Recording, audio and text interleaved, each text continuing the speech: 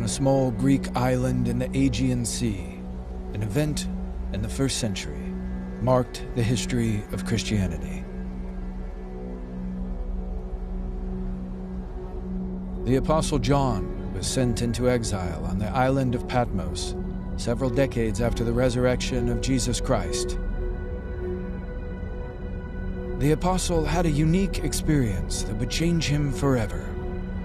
Deep in a cave, he received a vision of the resurrected Christ, who revealed himself and gave John a message to transcribe in the famous book of Revelation.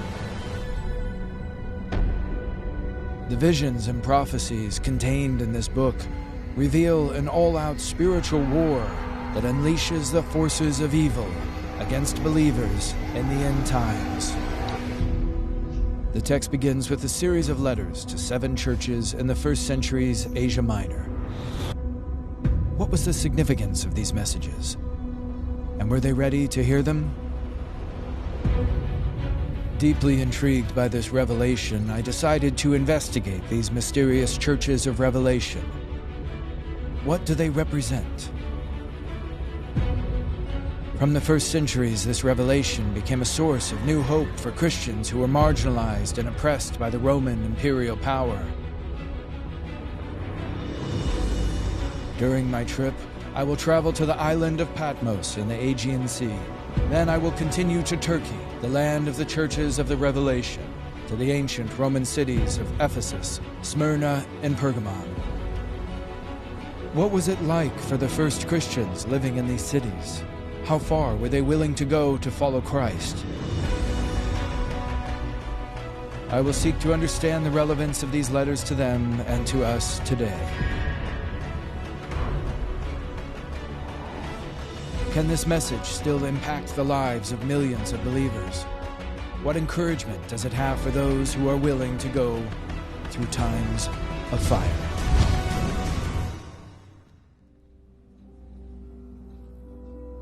Polycarp, as the bishop of Smyrna, was in a very difficult situation at the end of his life. There was opposition in the city of Smyrna against him. There was the beginning of persecution against the Christians.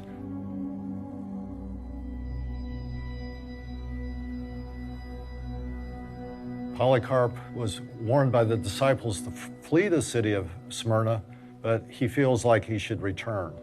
And he appears before the governor, and the governor offers him his life. He says, "You're an old man, save yourself. All you have to do is offer incense to the emperor, and then you'll live." And Polycarp gives one of the most important confessions in Christian faith ever. He says, "For 86 years I've served the Lord, and he's done me no wrong. How can I forsake the Lord who saved me?" This is what the Lord asks: remain faithful until death. It takes faith, it takes a commitment, a firm conviction to stay with the Lord. The justice of God necessarily implies justice in the afterlife, because our present world is a totally, intrinsically unjust world. But there is a righteousness from God and a retribution from God which is inscribed in eternity.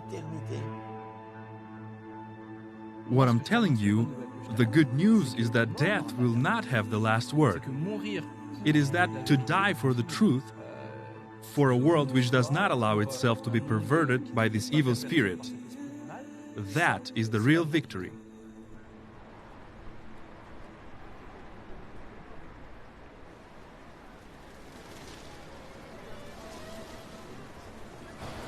Faithful unto death?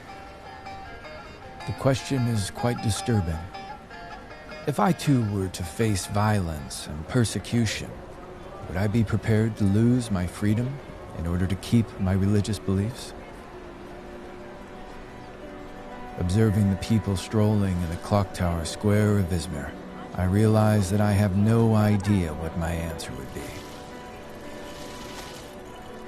The letter to the church in Smyrna encourages us to not fear suffering and death, because it offers a greater hope and justice in the hereafter.